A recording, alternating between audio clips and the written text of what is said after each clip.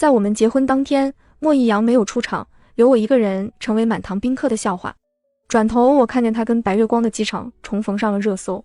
我没等到莫一阳的解释，只等到了他跟白月光去酒店开房的消息。我跟到场的宾客一一鞠躬道歉，并且退回全部礼金。回到家后，平静地打电话给家里，妈，我决定回老家发展了。太好了，囡囡，这次回来要待多久啊？妈妈在电话那头有点小心翼翼地询问出声。自从我跟莫一阳确认关系以来，为了陪他，我没回过老家一次。甚至逢年过节的时候，莫一阳短短一句话就能改变我的想法，让我继续留在 A 市陪在他身边。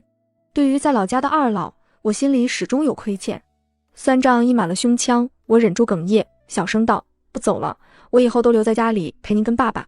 这时候莫一阳回来了，恰巧听到了我说的最后一句话，你要回家？我平静地挂断电话，点点头，好久没有回家了，想回去陪陪爸妈。莫一阳点点头，没什么反应，眼睛依旧粘在微信的聊天页面上，转身去浴室洗澡了。我闻到了一股很浓烈的香水味，味道来自于莫一阳的外套。恍惚间，我想起当初我们第一次约会，我精心搭配了一套小裙子，又喷了最喜欢的一款香水。见面的时候，莫一阳捂着鼻子离我2米远，脸上的表情尽是嫌恶。苏念，我最讨厌香水味了，以后跟我在一起别喷那些恶心的东西。从那以后，我把所有香水都扔进了垃圾桶，再也没有用过一次香水。原来被爱的人才能被无条件包容。浴室的水声停止，莫一阳一边拿毛巾擦头发，一边把手上的 T 恤扔到我身上，领口不小心沾上了一点口红，你帮我弄干净。如果是往常，我大概会一边吃醋一边质问他是不是赛车队里又有迷妹去捧场了。但是今天，我平静地拿下盖在我头上沾满香水味的 T 恤，语气异常冷静。好。莫一阳终于发现不寻常，大发慈悲地看了我一眼，神情不耐烦，你又不高兴了？今天雨桐回国，我肯定要去接机的，那些热搜都是媒体为了抓眼球乱写的，你能不能别那么小气？我低着头滑动着手机屏幕，没有说话。莫一阳正想走过来，这时候手机弹出了新消息，他的嘴角忍不住上扬，只扔下一句话就转身进了书房。婚礼今天没有办成，以后我再不挤你一个就是了。我依旧不发一言，在手机上订了3天后回老家的机票。随即我用小号登上微信，果然看到了一条屏蔽了我的朋友圈，文案瞩目，欢迎我的小公主回国。照片是她跟沈雨桐亲昵的合照，是网上很火的那种脸颊画半个爱心的照片。莫一阳的队友都在评论区大肆送上祝福，他纷纷留言回应。第二天我的生理期到了，勉强挣扎着起来为莫一阳做早餐。刚推开卧室的门，莫一阳拎着满手的早餐从外面回来，满头热汗。你醒了？快点过来吃早餐。在一起这么久以来，从来都是我早起1个小时为莫一阳做爱心早餐。他的胃不好，我更要好好监督他按时吃饭。莫一阳殷勤地把所有包装袋都打开，摆了满满一桌子，甚至有城南那家要排2个小时长队才能买到的云吞。你快试试哪种最好吃。雨桐昨天闹着说要吃早餐，我也不知道你们小女生喜欢吃什么，所以都买了。他额角的热汗淌了下来，却丝毫分不出心思去擦，只是希冀地看着我。我麻木地夹起一个云吞就往嘴里塞，却被莫一阳打断了。他把一碟花生酱殷勤地挪到我面前。等等，得蘸这个才好吃呢。我的视线下移到那碟花生酱上，语气滞涩。我们在一起5年，你不知道我对花生过敏吗？莫一阳的脸色一变，不耐烦起来。你怎么这么矫情啊？吃一点又没事，雨桐就不像你这么多事。莫一阳挑了几样早餐装进保温盒，不知道想到了什么，扭头对我道，你快点收拾，等下我带你一起去车队。我跟在莫一阳身边当助理5年，他从来都没有让我坐过他的车后座，不管是雨天还是晴天，他都是让我自己坐公交。只因为他不想让别人知道我们之间的关系，怕引起不必要的麻烦跟误会。等我换完衣服出来，家里却只剩下我一个人。手机响起提示音，是莫一阳发来的短信，车队突然有急事，我先过去。1个小时后，我看到他跟沈雨桐又出现在了热搜上，赛车王子跟青梅竹马的10年之恋。媒体抓拍的照片中，莫一阳肆无忌惮地载着沈雨桐出现在街角。沈雨桐一身白裙子，在机车后座张着双臂，脸上洋溢着大大的幸福笑容。帖子已经被顶得很高，都是2个人的 CP 粉。天哪，这是什么旷世爱情？求求上天也赐给我这样一个帅气多金的莫一阳。妈呀，赛车王子跟清纯小白花简直配一脸，这 CP 我先磕为敬，下划线。俊男靓女的搭配对我的眼睛很友好，求多点照片。我怎么记得莫一阳跟身边的助理好像才是男女朋友？我面无表情地合上手机，吞下2颗布洛芬，打开电脑处理莫一阳工作上的事情。莫一阳一整天都没有来车队，肚子痛得厉害。我处理好工作上的事情，刚回到家，还没进门就接到了莫一阳怒气冲冲的电话。我给你发消息，你为什么不回？我的视线转移到跟莫一阳的对话框，是2个小时之前的消息。今晚要给雨桐办一个欢迎会，你也来参加。我垂下眼皮，声音很低，刚才在忙，没注意看消息。莫一阳在电话那头呼出一口气，口气缓和了几分。等一下我把地址发给你。说完就把电话挂了。我叹了一口气，拆开2颗布洛芬干咽下，按照莫一阳发给我的地址打车去了聚会的地点。我到的时候，包厢里已经坐满了。我一进去，包厢里面的谈笑声戛然而止。沈雨桐跟莫一阳坐在一起，他看到了我，很高兴的样子，招呼我过去坐。苏念姐姐，你过来这边坐。视线从沈雨桐笑盈盈的脸转移到他旁边已经坐满了的位置上。我没有走过去，只在他们对面落座。服务员很快就把菜上齐了，肚子实在痛得难受，我没什么胃口，只勉强吃了几口。饭桌上车队有人喝高了，嘴巴就把不住门，大着舌头调侃。在嫂子没回来之前，我们都以为杨哥你跟苏念会在一起，毕竟你们俩都撕。好痛！喝醉酒的队员被旁边的人对了一肘子，抬头看见莫一阳阴沉的神色，才讪笑着闭嘴。嘿嘿，不说那些了，都是过去式，人吗？最重要的是要向前看。来，嫂子我敬你。被他一起哄，车队的人都抬起酒杯，纷纷向沈雨桐敬酒。莫一阳笑骂了一句，端起沈雨桐的酒杯。雨桐她身体不舒服，这酒我替她喝了。莫一阳来者不拒，他的酒量很好，10几杯白酒下肚也是面不改色。杨哥真男人，好酒量。众人哄笑不止，又让莫一阳多喝了几杯。莫一阳的眼睛很亮，嘴唇被酒水一沾，更是水润。沈雨桐依偎在莫一阳身边，一脸娇羞。谢谢大家的欢迎，你们车队的氛围真好，像一家人似的。不过我看苏念姐姐好像心情不太好，菜没怎么吃，连酒也不敬，是因为不欢迎我回来吗？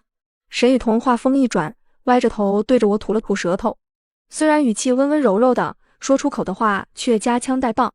我顿了顿，放下筷子，端起茶杯。不好意思，我今天身体不太舒服，喝不了酒，我以茶代酒。话音刚落，沈雨桐顿时嗤笑出声，随即捂住了嘴巴，眉眼弯弯。我的身体不舒服，姐姐的身体也不舒服了，真的很巧耶。莫一阳慵懒地靠在椅背上，一只手搭在沈雨桐的身后，黑白分明的双眼直直看向我。苏念，你就喝一杯吧，难得大家这么高兴，你别扫兴。我定定地看了他几秒，深吸了一口气，端起手边的白酒杯一饮而尽。饭桌上的人纷纷叫好。莫一阳看我喝得干脆，也愣了一下，随即笑了一下。我没吃多少东西，胃里很空，一杯白酒下肚，我很快就觉得胃里难受，跑去厕所吐了出来，才好受了点。从厕所出来后，我在外面吹风散酒气，却无意间听到莫一阳跟队友的交谈声。我认出来是林城的声音。杨哥，你确定后天真的要跟沈雨桐办婚礼？那苏念怎么办？本来我无意窥探别人的私隐，但是听到了我的名字，我还是忍不住顿足。一阵短暂的沉默过后，我听见了莫一阳漠然的声音。我答应过雨桐要给他一个完整的婚礼的，这件事千万不能让苏念知道，不然以他的性格肯定会跑来婚礼现场大闹一场，到时候雨桐会受委屈的。信息量有点大，我甚至一时半会没反应过来，我死死地捂住嘴巴，直到2人的脚步声远去，我才敢哭出声来。既是在哭我这5年来付诸的真心，也是在哭那个为了爱情一往无前的自己。我在外面等情绪平复了，才回了包厢。刚坐下，对面的莫一阳就皱了皱眉头，你去哪里了？怎么，你刚才哭过？他的声音有些惊讶，眼底也闪过一丝机不可见的窃喜。毕竟这么多年来，我从来没有在他面前流过眼泪。我正想说话，沈雨桐抱着莫一阳的胳膊撒娇，人家最讨厌吃鱼了，你快点把鱼肉夹走。莫一阳低头，有些怔愣，下意识地反问，你不是最喜欢吃鱼了吗？林城拍着桌子哈哈大笑，杨哥你记错了吧，苏念才喜欢吃鱼。沈雨桐听了，小脸顿时耷拉了下来，阴沉着脸没再说话。聚会结束后，莫一阳护送沈雨桐回家。我看着沈雨桐熟练地跳上机车后座，紧紧地抱着莫一阳的腰，娇俏的笑声消散在风里。哇，好棒啊！我摇了摇头，把眼底的色一眨了回去，独自一人打车回了家。那天晚上，莫一阳一夜未归。第二天，我也没在车队看到他，甚至没有任何消息。直到晚上10点多，我在收拾东西的时候，我收到了他的短信和一个定位：你现在煮一碗长寿面送来这个地址，少油少盐。一起生活了5年，但是我的东西一个行李箱就都装满了。我把行李箱拖到门口，转身走进了厨房，为莫一阳做最后一件事情，就当是好聚好散了。可是煮开的水太烫了，怎么烫的我有流泪的冲动呢？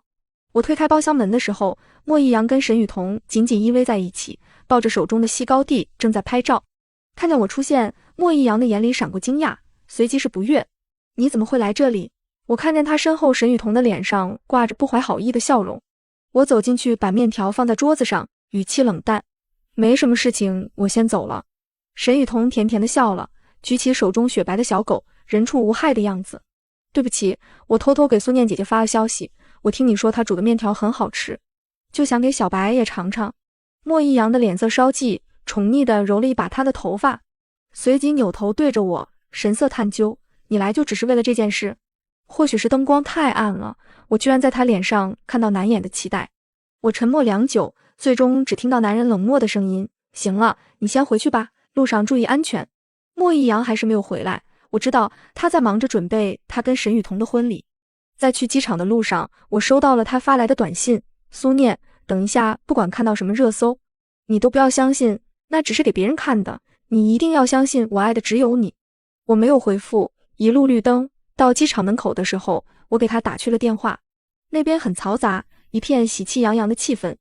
苏念，车队现在很忙，我现在没时间，今晚我就可以回去陪你了。我看着手中的机票，淡淡的开口：莫一阳，我们分手吧。苏念，你不要使小性子，我现在走不开，等我有空了，会回去陪你的。很快，电话那头传来了娇俏的女声：一阳，你快过来，婚礼就要开始了。下一秒，手机里传来了一阵忙音，莫一阳把电话挂断了。我没什么表情的拖着行李箱进了机场，在登机口的时候，我看到了沈雨桐发的朋友圈，大家可以来祝福啦，附图是婚礼现场莫一阳的背影。我把电话卡拔出来扔进垃圾桶，头也不回地上了飞机。婚礼现场，莫一阳总觉得心神不宁，回想起刚才苏念的那通电话，心脏一抽一抽的。他叫来林城，你回家去看看苏念怎么样，等一下他看到热搜肯定会不高兴，没准还会跑来现场大闹。敬酒的环节，林城慌乱地跑了进来，不好了，苏念他已经坐上回老家的飞机了。莫一阳的脸色瞬间变得苍白，手中的酒杯猛地摔在了地上。你说什么？莫一阳拽过林城的衣领，不可置信的反问，得到对方的肯定点头后，双手无力地垂落下来。沈雨桐的双眼闪过不甘，咬着嘴唇跺了跺脚，提醒莫一阳，客人都在等着我们呢。莫一阳才堪堪回过神来，若无其事地耸了耸肩。苏念有点小脾气很正常，他回家几天想通了，就自己会回来了。可是仔细看就能看得出来，莫一阳握着酒杯的手在不受控制的颤抖。回到家的时候已经是凌晨了，迎接我的不仅有乡土熟悉的气息，还有爸妈翘首以盼的脸。几乎是在我出机场的那个刹那，爸妈就认出了我，大声地呼喊着我的小名，囡囡，这里这里。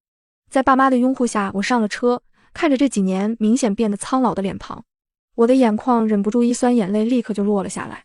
对不起，爸妈，我以后再也不会离开你们了。虽然我之前已经说过，但是爸妈在听到这个消息还是非常惊喜。那可太好了，囡囡就留在我们身边，不工作也没关系的，爸妈能养得活你。看我的宝贝女儿瘦了好多，不，妈妈出门的时候给你煮了粥，还热乎着，快趁热吃。你的胃不好，在外面又老是吃那些油炸的东西，那多不见健康啊。爸妈絮絮叨叨的声音在耳边响起，久违的乡音让我感动得几乎落下泪来。我一边喝着热乎的瘦肉粥，一边笑眯眯地感受着爸妈毫无保留的爱。第二天，我去营业厅重新办了一张电话卡，只加上了从前的几个好友。打开微博，却还是看到了莫一阳跟沈雨桐的婚礼冲上了热搜，两个人的 CP 粉开心的跟过年一样。我看着也觉得乐呵，顺手送上了祝99的祝福。在家里休息了一段时间过后，我决定在小镇上开一个花店。这不是临时起意，其实从很久之前我就想开一家小店，但是那时候总是在莫一阳的身边打转，我压根没有机会能发挥自我。人一旦找到目标之后，生活一下子就有了盼头。选址、装修、布置，跟供应商接洽，所有事情我都亲力亲为。不过1个月时间，我的小花店就开业了。花店开业当天，有人送来了好几个花篮，都是祝福的话。我实在没想到是哪个好友。忙碌间，电话响了，我没有多想，接了起来，对面却始终没有声音。我疑心是打错的，转身帮客人搭配起鲜花来。或许是放下了本来不属于我的东西，我整个人都变得轻盈起来。忙里偷闲的时候跟闺蜜聚会，她们纷纷夸我状态很好，一双眼睛看起来闪亮有神。这样的日子持续了一段时间，直到莫一阳找上门来。那天我刚把花店的门关上，转身看到他跟幽灵一样出现在街角。苏念，过了这么久，你也该消气了吧？你那么久不回家，不就是想让我跟你道歉吗？你闹脾气也应该有个限度吧？我觉得有点好笑，原来他到现在还以为我是在闹脾气，于是我好心提醒他，我们已经分手了。莫一阳一愣，下意识地反驳，我们什么时候分手了？莫一阳，你要点脸吧，你都光明正大跟沈雨桐结婚了，还搁这桩情种呢？你不是跟沈雨桐一直恩恩爱爱吗？请你不要再出现在我面前了，你这副样子只会让我觉得更加恶心。你说完了吗？没其他事情，我先走了。见我打算直接离开，莫一阳脸上的不耐烦变成了慌张，他的脸色在灯光下显得更加苍白，他有些无措地搓了搓手，讨好道：事情不是你想的那样，我们能不能坐下来好好谈谈，我会解释给你听的。在街上拉拉扯扯的确实不太好看，于是我答应了，找了一个还在营业的咖啡厅。没想到刚坐下，莫一阳的第一句话就是你的脸有肉了点，这样更好看了。我一愣，对上他那双自以为深情似水的眼睛，赞同般地点点头。莫一阳喜欢有骨感的女人，从前我跟他在一起的时候，为了讨他欢心，顿顿都要克制饮食，从来不敢多吃。时间一长，胃口变差不说，人也变瘦了。回到老家的这段时间，爸妈天天变着法的给我做好吃的，把我养胖了几斤，我反而觉得更健康了点。服务员把咖啡上完，我低头啜了一口，直接开门见山，你来找我有什么事情说吧。莫一阳的眼睛一亮，开始解释了起来，苏念，你相信我，我跟沈雨桐是清白的，我是被他骗了。说到这，莫一阳有些咬牙切齿，他骗我说他得了癌症，所以叫我实现他小时候的梦想，办了一场婚礼。你相信我，我们之间真的什么都没有，我从始至终爱的只有你一个人。莫一阳说完就想来牵我的手，我比他快一步，把手藏到桌子下面。莫一阳有些挫败地垮下了肩膀，语气十分低落，你还是不相信我吗？我会为你举办一个更大型的婚礼，绝对比给沈雨桐的那个要隆重100倍。我又喝了一口咖啡，深吸了一口气，一字一句道，不管你举办多少个婚礼，我都不会跟你回去的。你其实根本不是爱我，你只是习惯了有我在你身边照顾你，一切都以你为主，所以失去了我之后，你只是想找回当时的感觉而已。我对你已经没有感情了，我们好聚好散吧。莫一阳有些崩溃地低吼出声，你怎么可能对我没有感情？我们在一起了5年，而你才回家2个月而已，2个月的时间，你怎么可能就把我们的感情都放下了？我毫无动摇地跟莫一阳对视，你别再欺骗自己了，沈雨桐出现后，你恨不得整个人都黏在他身边。既然你们2个人这么两厢情愿，为什么不能好好在一起呢？你爱他，他也爱你，你放过我好不好？我真的累了，我不想再当你生活中的保姆跟工作中的助理，你太习惯我为你打理好的一切，所以你觉得理所当然。承认吧，莫一阳，不管是谁都行。听完我的话，莫一阳脸上的血色顿时消散得一干二净，但是他还是哑着嗓子道，真的不是你想的那样，我对沈雨桐好，只是因为他一个人回国太孤立无援了，所以我忍不住想多照顾他。至于我给他的那场婚礼，我会公开道歉的，这确实是我考虑不周，引起了不必要的误会。苏念，我真的很爱你，求你不要离开我。说到最后，莫一阳的声音居然有点哽咽，他红着眼睛看着我，湿漉漉的双眼曾经是我最大的软肋，但是现在我能毫无波澜地跟他对视。我把手边的咖啡喝完，拿起包包转身就离开，只是路过莫一阳身边的时候，却被他拉住了手腕。你还记得当初我们搬进我们家的时候，你说了什么吗？你说你会一辈子陪在我身边，永远不离开我，但是这才过了多久，你就说对我没有感情了？苏念，你是个骗子。莫一阳一字一顿地吐出最后一句话。我皱着眉头低头，他捏着我的手腕那样用力，用力到手指关节都开始泛白。我把他的手指一根一根撬开，语气几近冷漠，随便你怎么想都好。如果这样想会让你好受，那你也可以这么麻痹自己。说完，我不等他反应过来，快步走出了咖啡店。自那之后，我再也没有见过莫一阳，甚至连热搜我也很少关注。我不关心他的动向，只一心投入在自己的生活中。花店的生意很好，我请了个干活麻利的助手来帮忙，自己也能轻松一点。闺蜜给我介绍了一个相亲对象，我没有拒绝。虽然离开了莫一阳，但是并不代表我不能投入到一场新的感情中。我把地点约在了花店旁边的西餐厅，很多年轻人都会跑来这里吃饭。我提前了10分钟到场，没想到对方却比我更先到。对方戴着一副金丝眼镜，穿着也十分考究，十分彬彬有礼。他对着我伸出干净修长的右手，声音温润：你好，我叫靳之礼。苏念，幸会。我以为相亲见面的聊天开场会很尴尬，没想到靳之礼一丝不苟的外表下藏着一颗风趣幽默的心。我被他逗得哈哈大笑，连日来在感情上的受挫也慢慢被驱散开。今天真的很高兴认识你，靳先生。一开始的开场白只是客套话，但是在最后这句话是真心的。我对靳之礼的印象不错，或许这是个可持续发展的对象。戴着金丝眼镜的男人不知道想到了什么，低下头轻笑出声：看来你是真的把我忘了，我记得大学的时候你比现在更外向。我瞪大了双眼，记忆中有个模糊的轮廓逐渐清晰。啊，想起来了，记得大一的时候辩论队有个学长对我很照顾，好像也是姓靳。靳学长。终于想起来了。我正想说点什么，身后突然传来一股极大的力气，我整个人不受控制地向后倒，没有意料之中摔在地上，反而落入了一个熟悉的怀抱。我抬头一看，是穿着机车服的莫一阳，脸上带着明显的怒意。苏念，没想到才过了几个月，你就这么迫不及待给自己找下家了。你再怎么使小性子跟我闹脾气，这么长时间了也够了吧？你发脾气也得有个限度。难道你还希望我跪下来求你吗？我丝毫不顾形象地对着他翻了个硕大的白眼，抽出被他禁锢的手臂，离他2米远。正想开口说话，沈雨桐一袭小白裙就出现在了餐厅门口。她怯生生地跑了过来，手里捧着一个蛋糕。苏念姐姐，你不要再跟一阳哥哥闹脾气了吧，千错万错都是我不好，只要你们俩能和好如初，我做什么都愿意。一阳哥哥比赛一结束就第一时间赶过来见你，就是为了让你一起分享这份荣誉。姐姐吃了这口蛋糕可就不能再生气了哦。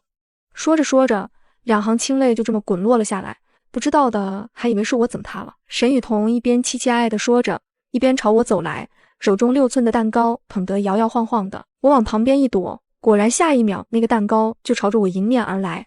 如果我还站在原地，肯定会呼在我脸上。沈雨桐眼里闪过慌乱，随即哭出了声：怎么办呀？我真的不是故意的，这可是一阳哥哥专门给姐姐带来的蛋糕，怎么办？沈雨桐委屈的瘪瘪嘴，瞪大了一双无辜的眼睛，越发显得惹人怜爱。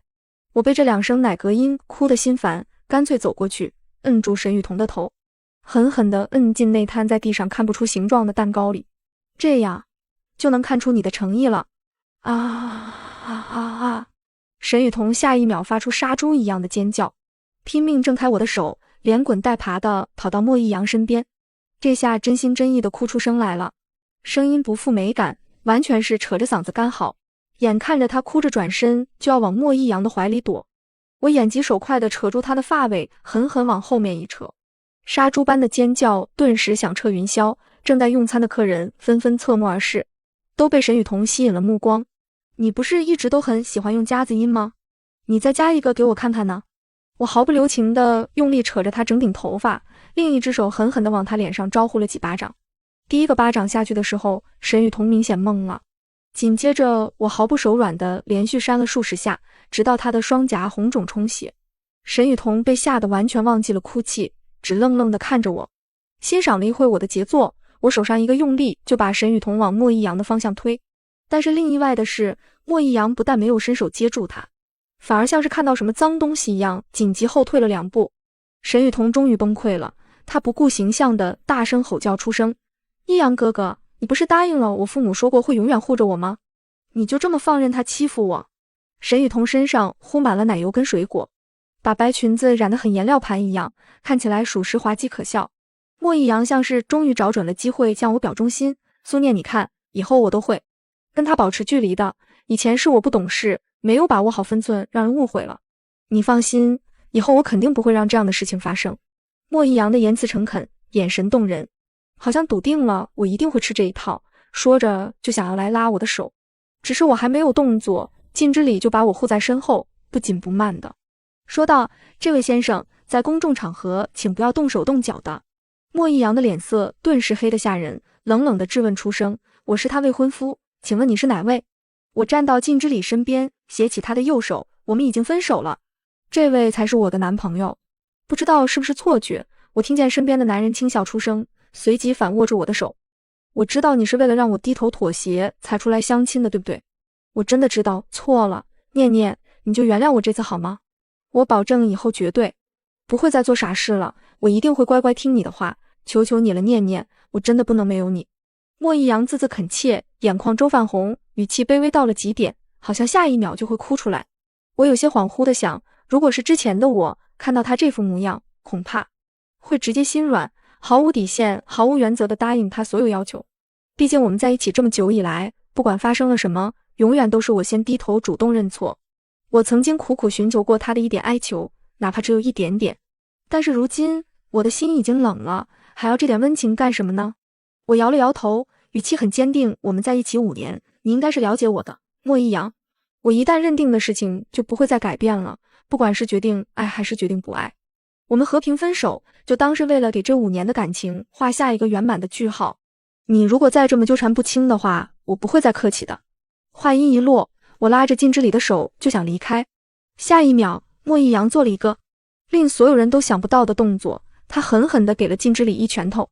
跟靳之礼相处了一段时间后，他正式跟我表白，我们顺理成章的在一起。跟莫一阳在一起的时间里，他把我的照顾跟贴心当成了理所当然。但是靳之礼不一样，我们对彼此的付出都是相互的。好的爱情让爱人互相成长。又一个打烊的深夜，靳之礼来接我回家。我关好店门，笑着说，就几步路的距离而已，哪里有那么娇气。夜里风大，靳之礼把外套披在我身上，雪松的气息裹挟着他身上的温度，是寒夜里最温暖的存在。我女朋友太优秀了，她被别人拐跑了。正说笑着，恍惚间我好像看到了一个熟悉的身影在街角，但是仔细去看的时候又没看到人。靳之礼看我转头，关切地问我怎么了。街角只有一只黑色的流浪猫优雅地路过，哪里有什么人影。我摇了摇头，暗道自己多心了。几天后，我接到了一通陌生来电，电话接通的时候，电话那头传来十分嘈杂的声音，我有些不明所以，对着那边喂了好几声都听不清。正当我想挂断的时候，听见了一道熟悉的嗓音，带着哽咽：苏念，对不起，我没有把那通电话放在心上。花店的生意很好，我又请了2个帮手，每天都忙不过来。过了半个月，我接到了林城的电话，他问我能不能去看看莫一阳。你走后，杨哥的状态很差，一直酗酒，上个星期的比赛前他喝酒了，在比赛过程摔下了山崖，他的肋骨断了2根，好歹把命捡了回来，但是医生说他这辈子都没办法再参加比赛了。林城跟莫一阳的感情很深厚，好几次都差点说不下去。如果是以前的我，恐怕在得知了这个消息的第一时间就马上飞奔到莫一阳的身边照顾他。但是我已经跟他分手了，内心没有丝毫波动，止于唏嘘万分。林城会打来这个电话，恐怕也是以为我并不会那么绝情，至少还有点情分。我拒绝了林城的请求，声音很轻：林城，我知道你跟他关系很好，但是我们之间已经完全没有可能了，我没有任何立场跟身份去看他。说完我就挂了电话。靳之礼换好礼服出来，见我盯着手机发呆，不由关切地问我发生什么事了。我收起手机，扭头对他绽出一个极其艳丽的微笑。没什么，是一个推销电话。靳之礼笑了，催促我去试婚纱，等你试好，我们就可以拍婚纱照了。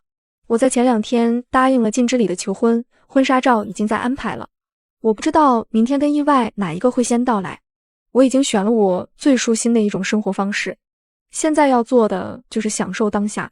跟苏念一起的时间长了以后，我发现我们之间好像进入了一种情感的冷漠期。他很少为我的事情有情绪波动，总是很顺从的模样。沈雨桐这时候回国了，于是我想看看苏念能为我吃醋到哪种地步，所以我在我们婚礼那天跑去接沈雨桐，闹上了热搜，营造出一种我非白月光不可的假象。但是那天晚上我回家以后，苏念还是神色很淡，我实在看不出来他是不是还爱我。于是我用尽了各种办法试探他的底线，甚至逼着他给沈雨桐敬酒。其实那天他但凡说出一句视若服软的话，我都会心软，也会像替沈雨桐喝下那些酒一样，也喝下他那杯。但是我失望了，他还是那么倔强，而且毫无情绪波动。我很生气，但又怕他看不出来我在生气。在沈雨桐拿我的手机偷偷发消息给苏念的时候，我没有阻止。我心里其实也在期待他的到来，他会来是不是就代表他在吃醋，就代表他是在意我的。在看到他来的时候，我故意装出一副惊讶的样子，但是我再一次失望了，苏念还是没有什么表情的样子。他好像真的不在意，但我到底忍不住了，出言问了他一句：你来就只是为了这件事？苏念依旧还是毫不在意的样子。身边所有人都认为我跟苏念一定会走到最后，毕竟他那么爱我，无条件为我付出一切。曾经我以为是那么想的，对于他的付出跟包容永远都站在制高点。但是我没想到的是，他会那么决绝的离开。一开始我安慰自己，苏念只是为了比我低头服软，他过了一段时间会回来的，他只是在欲擒故纵而已。但是时间一长，我开始慌了，给他发消息打电话，但都没有回复。我查到了他的新电话号码，打过去给他，他好像过得很好的样子。我有点慌乱了，披下面子跟所有去找他，希望他能回心转意。但是苏念完全变了一副样子，变得更加绝情冷漠。于是我想，再给他一点时间吧，他能想通的。我始终是爱他的，只是我想看到他为我吃醋的样子而已。比赛结束后，我的脑海中第一个想到的是他的脸，要是有他跟我分享这份荣誉，那我的兴奋应该会翻倍。只是我没想到他已经在跟别人相亲了，我怎么能允许呢？我真的离不开苏念的，我爱他啊。但是苏念真的心意已决了，不管我怎么道歉，怎么低头，都换不得他一句关心。心脏痛得要爆炸了一样，我只能眼睁睁看着他走向另一个人的身边。后来我有偷偷去看过苏念一次，我看见他拉下卷闸门，紧接着跟那天相亲的那个男的牵手走了。他好像发现了我，但是我不敢被他看到。后来我开始酗酒，只有沉迷于酒精才会让我忘记失去他的痛苦，这样才能在梦里再次让他重回我的怀抱。后来我在梦中无数次见过他，他穿着洁白的婚纱，我穿着西装，我们一起在神圣的教堂中，在神父的见证下，成为了一对新婚夫妇。禁之里的求婚很朴素，没有包下整个餐厅，也没有999朵玫瑰，只是在一个寻常的傍晚，在我关店门的时候，他蹲在花店门口，举着一枚戒指。苏念，我思来想去，觉得与其让你继续相亲，不如我自己上。他推了推金丝眼镜，笑得温和，你愿意给我一个机会，让我照顾你余下的几十年吗？我看着他，想起大学时他在辩论队帮我整理资料的样子，想起相亲时他幽默风趣的谈吐，想起莫一阳挥拳时他挡在我身前的背影。我愿意3个字说出口的时候，我看见镜之里的眼睛亮了起来，像个得到糖的孩子。拍婚纱照那天，我选了一件简约的白色婚纱，没有夸张的裙摆，也没有繁复的蕾丝。化妆师给我上妆的时候，镜之里就坐在旁边，时不时抬头看我一眼，嘴角噙着笑。你这样盯着我，我会紧张的。我从镜子里看他，我在想，我上辈子是不是拯救了银河系？他很认真地说，不然怎么能娶到你？我忍不住笑出声，化妆师也跟着笑了。靳先生真会说话。我是认真的。他强调。拍外景的时候，摄影师让我们对视。镜之里的眼睛很干净，透过镜片看过来，里面倒映着我的脸。我突然想起很久以前，我也曾这样看过另一个人，满心满眼都是他。但此刻，我心里没有酸涩，只有平静的温暖。收工的时候，镜之里给我披上外套，顺了顺我被风吹乱的头发。累不累？还好。我摇摇头。那我们去吃那家你念叨了很久的火锅。他提议，我提前订了位置。我愣了一下，那是上周我跟闺蜜随口提的一嘴，说想吃那家新开的重庆火锅。当时靳之里在旁边看书，我以为他没听见。你说的话我都记着。他牵起我的手，走吧，再晚就要排号了。火锅店里热气腾腾，金之礼不太能吃辣，却陪着我点了鸳鸯锅。他涮着清汤里的青菜，时不时抬头看我一眼，眼里带着笑。你这样盯着我，我会不好意思的。我夹起一片毛肚。我在想，我们婚礼要不要定在花店？他突然说，就在你最喜欢的地方，请最亲近的人，简简单单的。我放下筷子，认真的看着他，你真的不介意我过去那些事吗？金之礼沉默了一会儿，然后握住我的手。苏念，我认识你的时候，你还没有他。我喜欢的是你这个人，不是你的过去。而且他顿了顿，正是因为经历过那些，你才成了现在的你，才更懂得珍惜眼前人。我没有参与你的过去，但我想参与你的未来。眼眶有些发酸，我低下头掩饰情绪。金之礼递过来一张纸巾，轻声说，别哭，妆花了又要补。我被他逗笑了，接过纸巾，你总是这样，不按套路出牌。套路是对别人的，他说，对你要真心。婚礼定在3个月后，就在我的花店旁边的小花园里。我没有通知太多人，只请了几个闺蜜和金之礼的一些朋友。婚礼前一天晚上，妈妈来我房间，坐在床边看我叠第2天要用的手捧花。囡囡，她轻声叫我，妈妈看得出来，靳先生是个好人。我点点头，他对我很好。那就好。妈妈沉默了一会儿，又说，那个谁，他没再来找你吧？我知道她说的是莫一阳，摇摇头，没有。其实上个月凌晨给我打过一次电话，说莫一阳出院了，但状态还是很差，整天把自己关在房间里，车队那边也彻底退出了。沈雨桐在他住院期间去看过他几次，都被他赶走了。他说这辈子最后悔的事，就是没有好好珍惜你。林城在电话那头叹气，苏念，我知道我没有立场说这些，但他真的挺惨的。我没有说话，只是看着窗外发呆。林城又说，他让我转告你，说对不起。我知道了。我挂断电话，删掉了那个号码。还有，祝你幸福。这些事我从来没有告诉靳之礼，没有必要。过去的就是过去了，我要往前走。